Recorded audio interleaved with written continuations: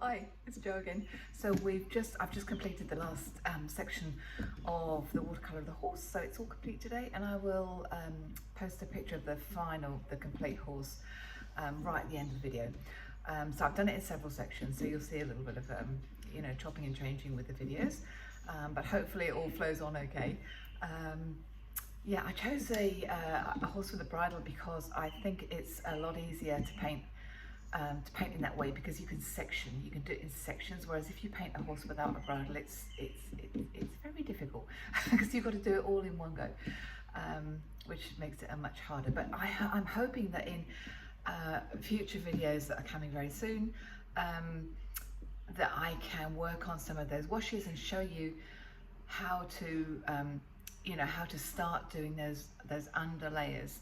And what a wash is all about, why it's really important to gain some mastery over doing the basic washes, because that is the foundation of all our watercolor paintings, is how to do a good wash.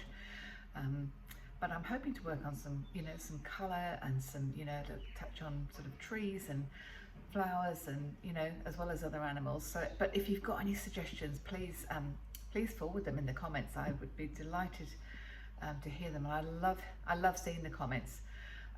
So thanks very much, and I will see you next week. Hi, great to see you again. Okay, I'm just going to talk you through a few of the things that I have done since I did my first videos. So with the ears, what I did was just put a few more touches of hairs in there, and I used a bit of thin white Winsor Newton gouache just to pick a few hairs out. And again, I've done very similar things on the tack. I've picked all the highlights out. As you know, I put a few glazes on just to sort of change the color a little bit. I'm just going to move it up so that you can see the bottom of the nose. Okay, so I have softened the muzzle from doing last week, so I've done some work on it and picked out a few of the lines around this very soft muzzle. I just tried to soften it a little bit. So this week we're going to be working on, we're just going to put the base layer on for the rein, and we're going to do the bit ring, and then I think we're just about finished. So I'm just going to go and get everything ready, and I'll see you in a jiffy. Okay, we're going to work on the rein. So you'll notice that I've just put a darker stripe in on my rein. So I've now got black on my brush, and I'm just going to paint the details in. So it goes round, it wraps itself around the bit ring.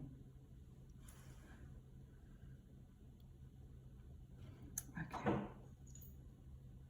So what you do once you've done all those details is that you then go back to your white mix, and you just want a lighter colour now, but you don't want it really strong. You want to sort of a mid-range sort of mix. It's a bit like milk, because you want it to flow, but obviously you want to be able to see it as well.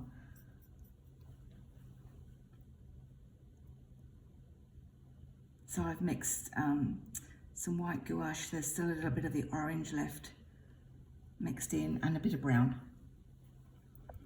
So I'm just painting a very light line, which is the highlight, on top of the strap.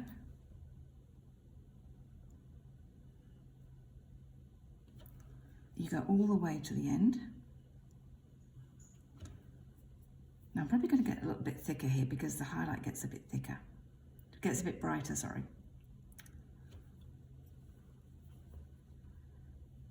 And then it really shows how it wraps itself.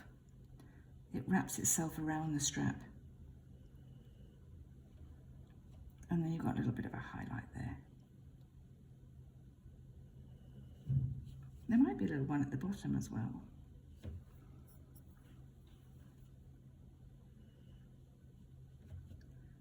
So we'll just quickly paint that along there. Okay, now there's also, if you look carefully, you can just see there's some detail on this top bit where it also goes around there.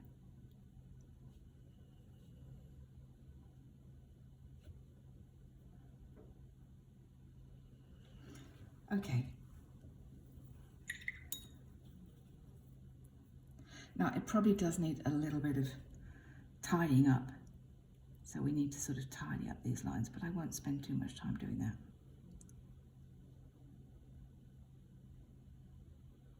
I really wanted to get onto doing this bit ring. So we're going to go in with, again, exactly the same as I did with that little ball. We are going to make a really watery mix just to do our first section.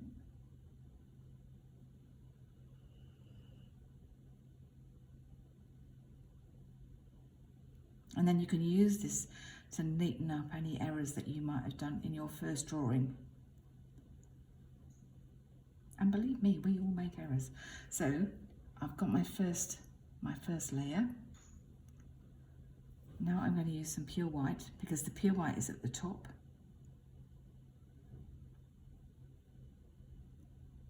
So where you can see the reflection. You do need quite a steady hand to do this.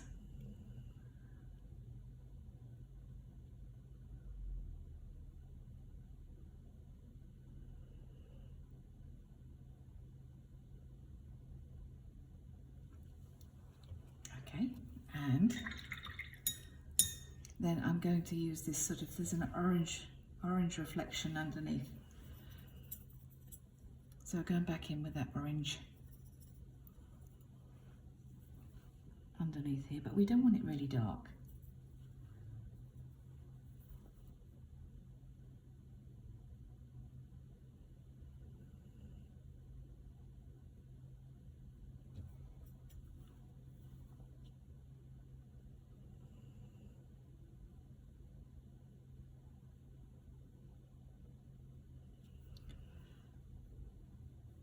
And then there's a little bit of a dark line in between.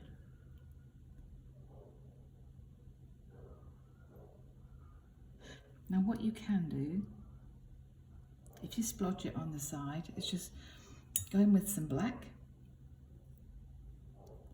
Also being gouache, it does tend to dry a little bit quicker. So just go in with a little black and correct any errors that you made.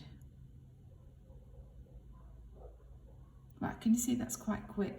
And I've managed to sort of get a nice shine on that metal. I'm going to go and do the other little bits, and I'll come back in a minute and show you what I've done.